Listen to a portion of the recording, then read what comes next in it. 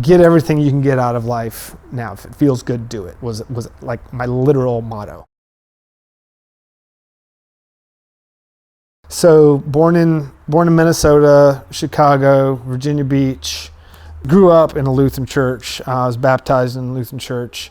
I don't think we actually ever went to church after that. First time I heard about Jesus was in a public school in, I guess it was 5th grade. Didn't know anything about Jesus at all, and heard about Jesus as like this figure in history, and everybody knew about him, and I'm just like, what the heck? But 5th grade on, I became started out the good kid who was one of my parents to think that I was awesome. Something snapped to where I just decided I don't want the pressure of getting straight A's anymore. I don't want to be like the good kid, and so I started doing all sorts of drugs that a middle schooler could get his hands on, and I started hanging around the wrong crowd, and went from being the ultimate good kid to kind of the ultimate bad kid. And simultaneously with me being the sort of stereotypical jock in high school / what we would now think of like as fraternity guy, I thought he was the man.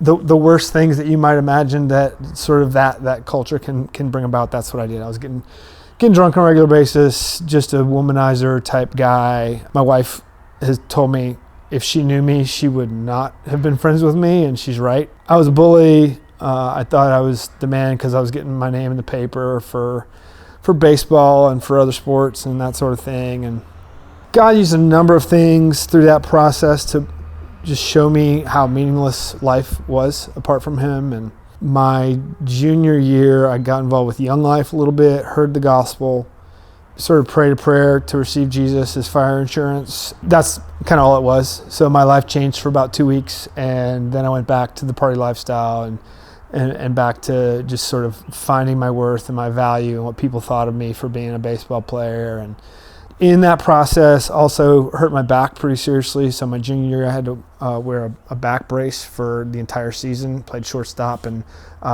bunted every single play because I couldn't swing a bat. Junior year is also time you get recruited heavily. So these schools who were recruiting me sophomore year stopped recruiting me junior year, and that was fairly devastating. Which is why I got involved with Young Life. Just kind of started realizing life is kind of meaningless, and my idol was baseball and sports and what people thought of me.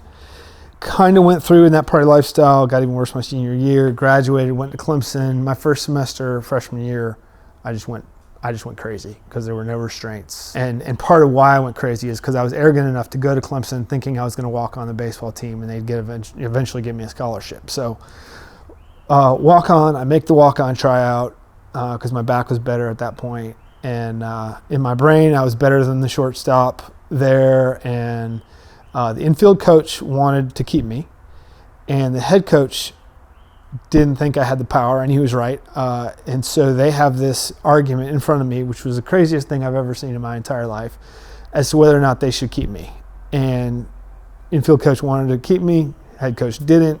They're screaming at each other while I'm there. And finally, the head coach just looks at me and says, "Get out of here. I don't want you coming back."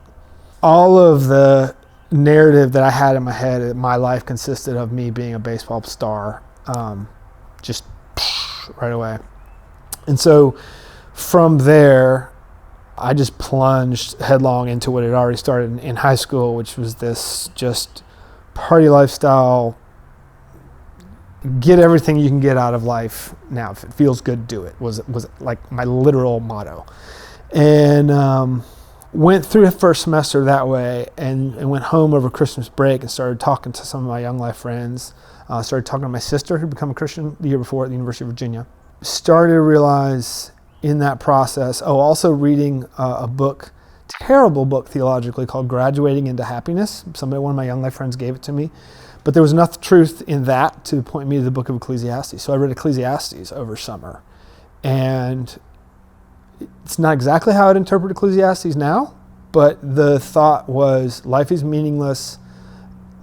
There's meaning found in a relationship with Jesus Christ. And so God used that, even my somewhat misunderstanding of Ecclesiastes, and showed me reading that, and also showing me talking to my sister that my sin was not just this party lifestyle that I'd lived. It had broken every one of God's commands, and Jesus obeyed them for me.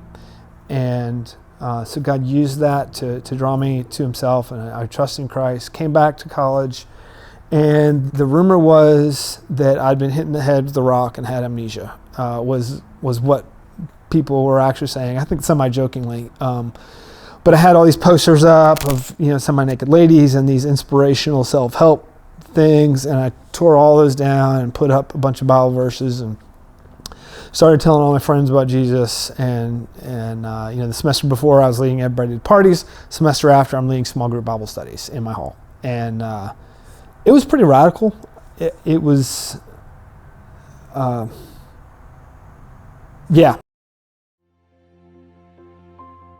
Hi, my name is David Wilson. I'm the director for Bent Tree. Why are we doing these videos? It's because we want to tell people stories.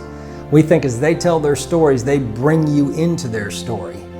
And we think that if you hear their stories, maybe you'll have the courage to tell yours, or that you'll ask other people about theirs. We think this is a worthwhile ministry for you to invest in. If you'll see at the end of these videos, there'll be a link for you to see if you could donate to us. We sure could use the help. Thank you.